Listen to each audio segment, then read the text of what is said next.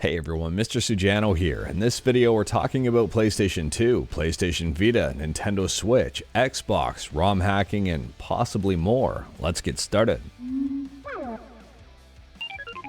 Alright, we'll kick things off here talking about PlayStation 2 emulation on Android with Aether SX2. All hail the blue cube. Aether SX2 just got a brand new update, but it's not available on the Google Play Store. It's a testing build. Now, testing builds of Aether SX2 are considered experimental. Some stuff might not work as anticipated, and some stuff might be broken. Ultimately, though, some of this stuff, if not all of this stuff, will make it over to the mainline build once it's been fully tested. So as of version 1.5-3262, which was just released, the first point on here says rebase on upstream. Upstream is PCSX2. We've also got some minor performance improvements and some visual improvements. The addition of contrast adaptive sharpening, exposed software CLUT options, and exposed new deinterlacing options. So yeah, it's safe to say games might run faster and look a little bit better. If you want to check out the testing build of Aether SX2, head to aethersx2.com, click on Downloads. Once you're here, scroll down to where you see Closed Testing Alpha, click on that link, click on the top folder, and then click on the top APK. As of filming, it's version 1.5-3262. To be honest with you, I'm kind of surprised to see these updates considering the development team said they were taking a break, but here they are still plugging away and improving it. And speaking about improving, next up here we're talking about Nintendo Switch emulation on PC with YUZU. And YUZU may or may not have gotten an update here that has to deal with Pokemon. If you're a dirty cheater, or if you're a clean cheater I guess, mainline version 1245 might be right up your alley. It fixes crashing with some cheats such as Pokemon Violet and Scarlet speed hacks. On top of that, the paid testing version of YUZU also got a pretty big quality of life update. Early Access 3142 was just released, and it adds per game input profiles on properties.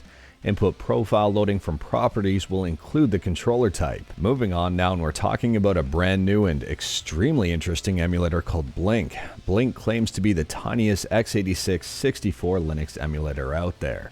And if you're a fan of QEMU, which stands for Subscribe to Mr. Sujano, or Quick Emulator, well, you might like Blink. Instead of being about 10 megabytes, this one is a whopping 146 kilobytes. I'm not joking with you. So Blink is currently a work in progress, and they say here it's not ready for production just yet.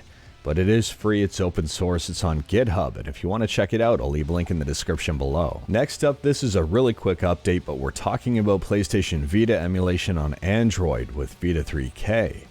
And MacDo has showcased another game that has vastly improved. Here's Uncharted in-game running at just over 20 frames per second. This is not an easy game to emulate, and it's looking great. Now, gameplay does dip down around 15 frames per second in some areas, but honestly here, this is very impressive and highly unexpected. Next up, this is a real quick one. We're talking about Insignia, the free Xbox Live replacement on original Xboxes. Insignia has listed 3 more games as playable: Star Wars Battlefront, Star Wars The Clone Wars, and Unreal 2 The Awakening. And last up here, we're talking about a brand new ROM hack for the PlayStation 1, and that's Goemon, the successor for a new generation. If you haven't seen this game before, I wouldn't be surprised because this is a translation. If you are curious about this one, I'll drop a link in the description below. It's right up on romhacking.net. This is a complete translation. The whole script has been translated as well as the video subtitles, covering up the original game's hard-coded Japanese subtitles, menus, and every single in-game graphic with any text on them. I would say sometimes over here in North America, games are overlooked if they're not in English, and having translations might make games a little bit more accessible to a lot of people.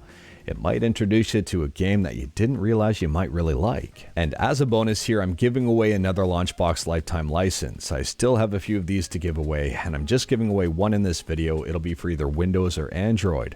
Completely the winner's choice. To enter is simple and straightforward. Send an email to launchboxgiveaway@mrsujano.com with the correct answer to this question.